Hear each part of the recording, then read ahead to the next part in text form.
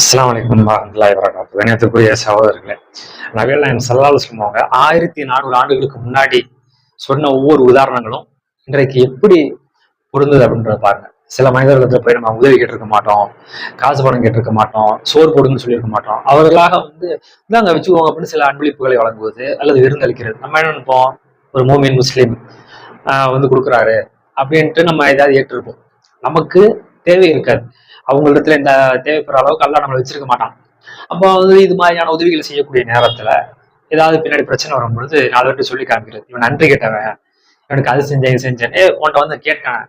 அப்ப ரசூல்லா என்ன உதாரணம் சொல்றாங்க, இது மாதிரி ஒரு அன்பளிப்பை செய்துவிட்டு அதை திருப்பி கேட்கறது, அதை சொல்லி காட்டுவது நாய்க்கு சமமானவர்கள். ஏன்னா நாய் தான் என்ன பண்ணும், வாந்தி எடுத்துட்டு அந்த வாந்தியில போய் வாய் வைக்கும். அது போல நீ ஒரு உதவியை செஞ்சுட்ட, அதையும் சொல்லி காட்டுற.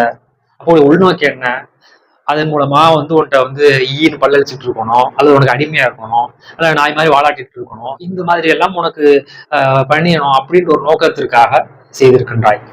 ஆனால் அந்த நபித்தோழர்களுடைய அந்த உதவியை பற்றி சொல்லும் பொழுது, லா உரிதமிக்கும் ஜஸாவலா ஷுக்குரா, உங்க இடத்துல இருந்து எந்த ஒரு நன்றியோ அல்லது பிரதிபலனையோ நாங்க என்ன பண்ணல, எதிர்பார்க்கல.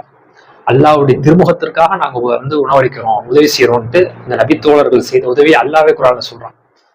அப்ப நம்ம உதவி செய்யறது பிரச்சனை கிடையாது, அது செஞ்சிட்டோமா அல்லாஹ்காக. அதற்கப்புறமா அதை பற்றி நம்ம நினைத்து பார்க்க கூடாது.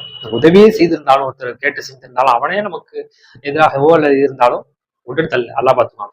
ஆனா நீயா வாழ்க்கையா போயிட்டு வழிய போயிட்டு இந்த மாதிரி செய்து விட்டு அப்ப அன்பளிப்பு, அப்ப அதை சொல்லி காட்டும் பொழுது ஒரு கேவலமான ஆட்கள், அந்த மாதிரியான பண்பு நம்மிடத்தில் இருக்கக்கூடாது. இந்த மாதிரியான பண்புள்ள ஆண்களா இருந்தாலும் பெண்களா இருந்தாலும் அது மாதிரியான அருவத்தக்க ஆட்கள்கிட்ட இருந்து விலகி மக்கள்கிட்ட சொன்ன ஜாக்கிரதையா இவன் ஒரு பைசா வாங்கிறாது, எச்சத்தமா 4 பேர்ட்ட சொல்லி காமிச்சுக்குவான் அப்படின்ட்டு சொல்லி காமித்து விடுவாள் என்று இப்படி நாம இருக்க வேண்டும்.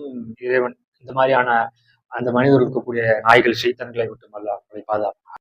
அப்ப 1400 ஆண்டுகளுக்கு முன்னாடி அல்லாஹ்வுடைய எப்படி சொல்றாங்க பாருங்க, இந்த மாதிரியான ஆட்கள் நாய் போன்றவர்கள்.